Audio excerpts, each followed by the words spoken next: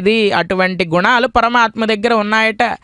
ఏమిటి అంటే అనవధిక కృపాలుత్వ అపహత పాప్మత్వాది వాటిని బెదిరించినట్లుగా వెనక్కి పంపించేసేలాగా ఆ యొక్క రాజు ప్రవర్తించాలట.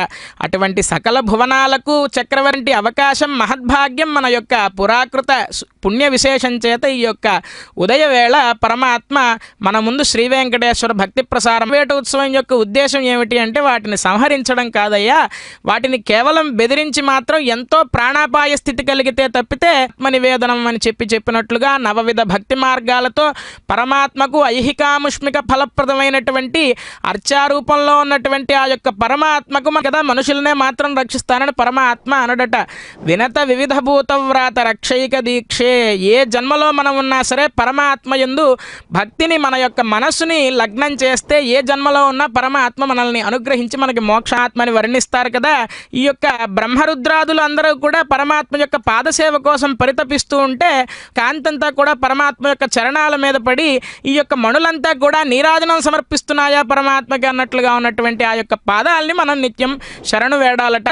పాదాలను శరణు వేడితే కనుక పరమాత్మ మనల్ని వెన్నంటి రక్షిస్తాడు అని చెప్పి మనకు పెద్దలు చెబుతూ ఉంటారు. అటువంటి పరమాత్మ యొక్క పార్వేట ఉత్సవంలో భాగంగా లీలా విశేష మాత్రంగా వ్రాత రక్షైక దీక్ష ఆయనకు ఉన్నటువంటి ఒక్క వ్రతం ఏమిటి అంటే అనవరత ఆర్తరక్షణ దీక్షాదక్షుడు. ఎప్పుడు కూడా ఎవరైనా ఆర్తితో పిలుస్తారా అని చెప్పి చూసి పరమాత్మ.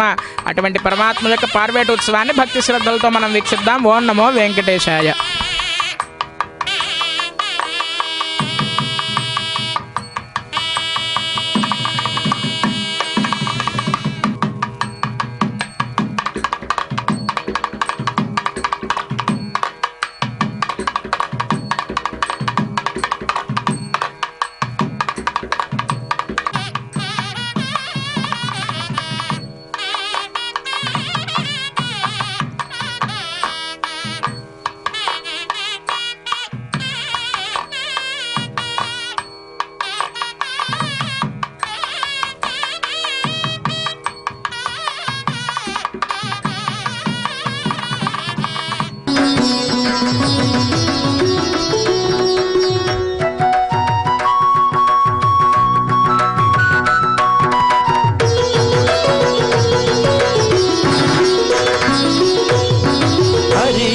च्युतायिनी आडरे पुरुषोत्तमायिनी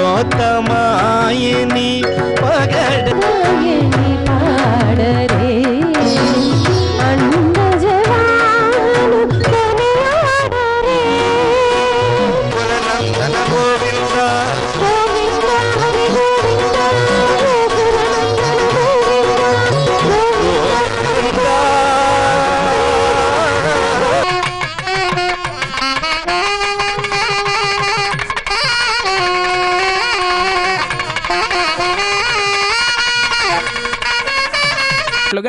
పరమాత్మ యొక్క నామ సంకీర్తనాన్ని ఎంత